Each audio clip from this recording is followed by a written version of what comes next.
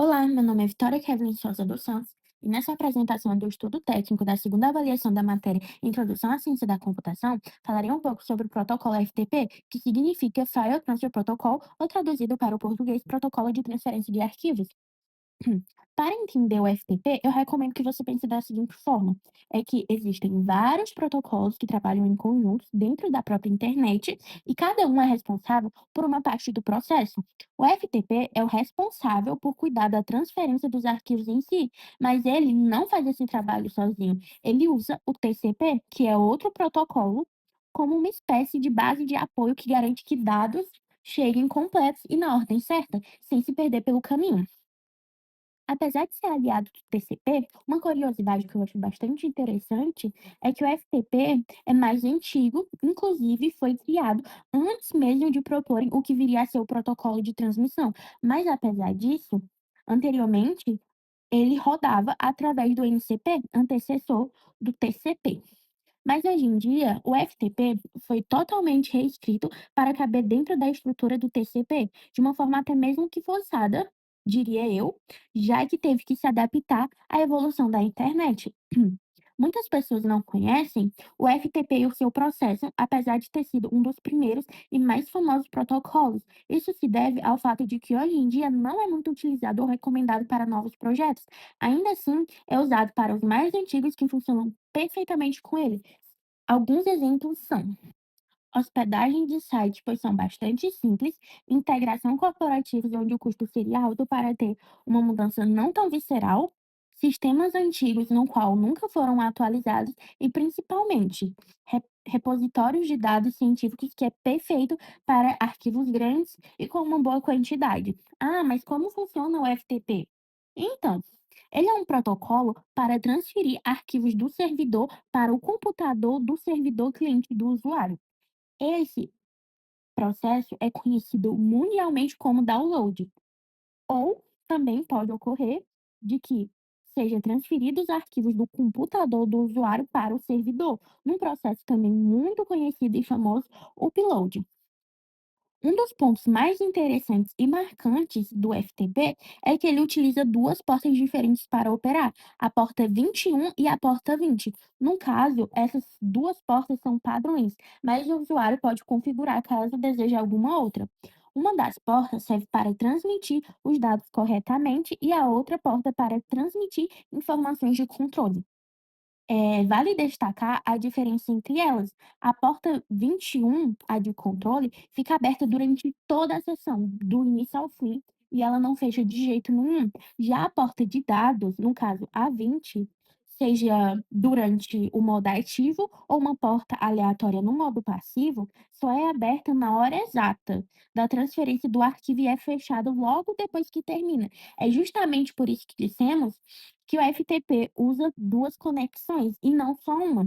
Pontos importantes também na arquitetura é que ela é utilizada cliente-servidor, ou seja, é necessário uma máquina FTP que possua os arquivos e uma outra máquina também FTP que receberá os arquivos.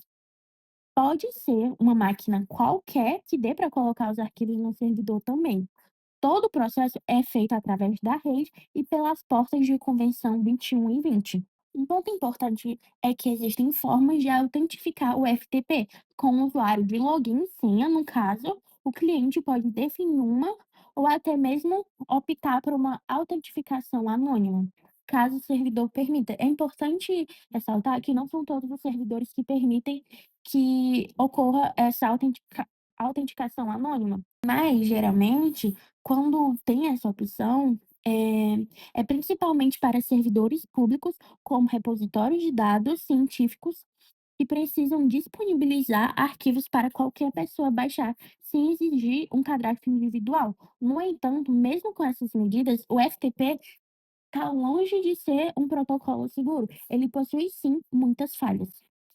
Eu acho importante, retomar sobre as conexões, que ocorrem no FTP, pois tem modos de conexões que estabelecem como as conexões de dados, prosseguirão. Geralmente, o cliente utiliza uma porta TCP qualquer e a porta do servidor 21 do outro lado. Como pode-se imaginar, a conexão se inicia com a porta de controle.